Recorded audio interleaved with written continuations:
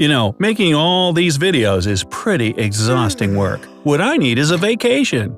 Somewhere far away, preferably exotic, and must be exciting. Korea or maybe Japan. Great food, fantastic culture, plenty of ways to embarrass myself by misunderstanding the local customs.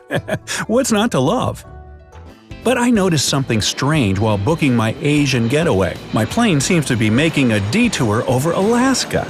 Why is my plane going out of its way to avoid the Pacific Ocean? Is this a mistake? Did I accidentally sign up for the Caribou route? At first, you might think this was a safety issue. The Pacific is the largest and deepest of the world's oceans. If a plane encounters a problem over a seemingly endless and bottomless pond of water, the pilots are going to have a rough time finding a safe spot to set her down.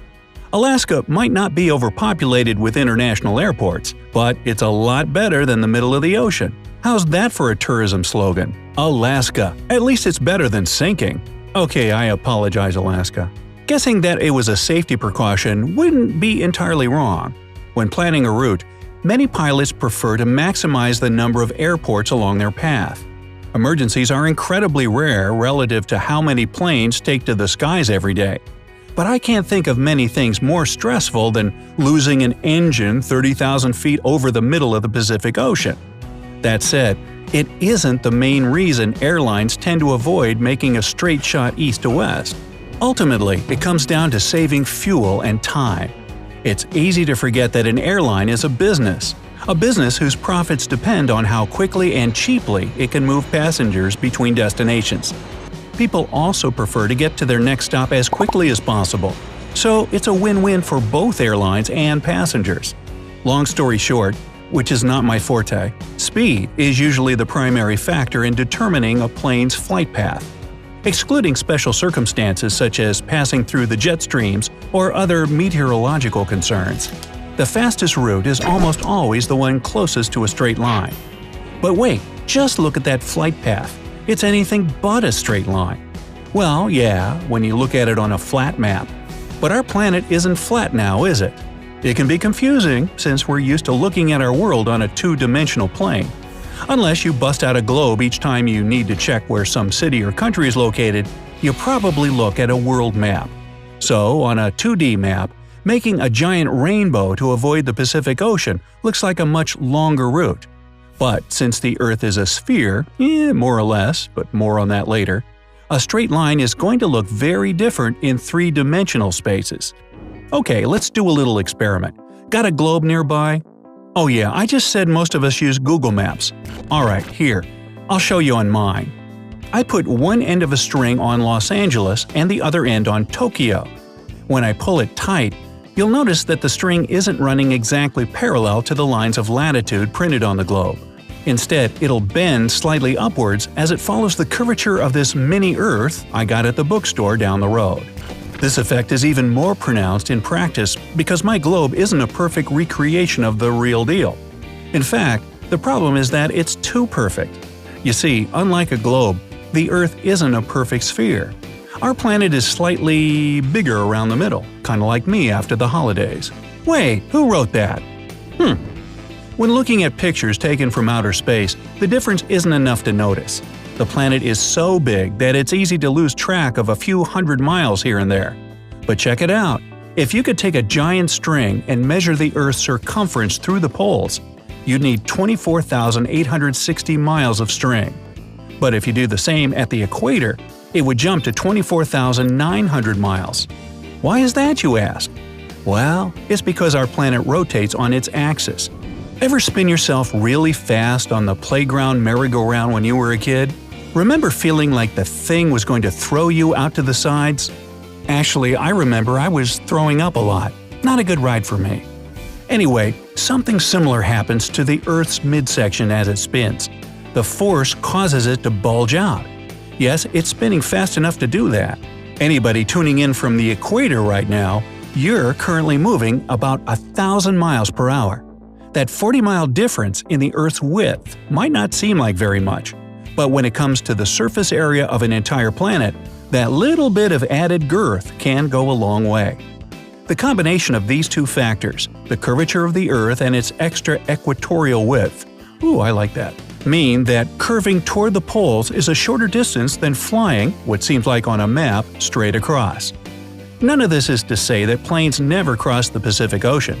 People have to get to Australia somehow, I guess. I'm not so much into giant insects and spiders, but hey, to each his own. Just kidding, Australia. Anyway, planes will also venture over open water to avoid storms. While aircraft can outclimb some types of severe weather such as hurricanes and tropical storms, seemingly mundane thunderstorms are surprisingly challenging. With clouds reaching altitudes of over 60,000 feet, airplanes are advised to steer around instead of into or over them. It's almost unheard of for modern aircraft to be brought down by severe weather. But bad enough turbulence can cause injuries to passengers and crew if they, and all the stuff they've packed with them, get tossed around the cabin. The takeaway here is keep your seatbelts fastened at all times. Another reason planes will sometimes brave an oceanic voyage is to take advantage of the smoother ride.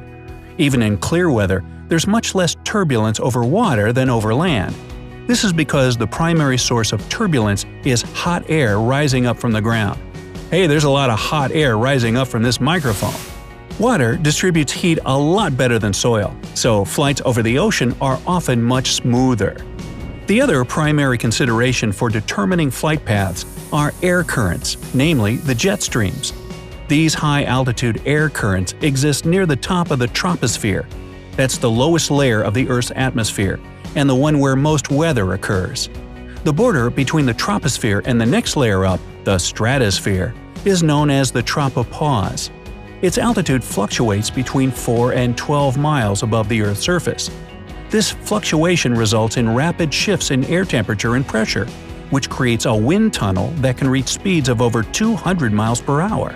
These extreme speeds are most common in winter, when the temperature difference is greatest, but regular wind speeds of 80 to 140 miles per hour are nothing to scoff at, so keep your scoffing to yourself. There are 4 main jet streams, 2 in each hemisphere, and thanks to the Earth's rotation, they mostly flow west to east. The 2 most important for air travel are the polar jet stream, which forms near the Arctic Circle, and the subtropical jet stream near the equator.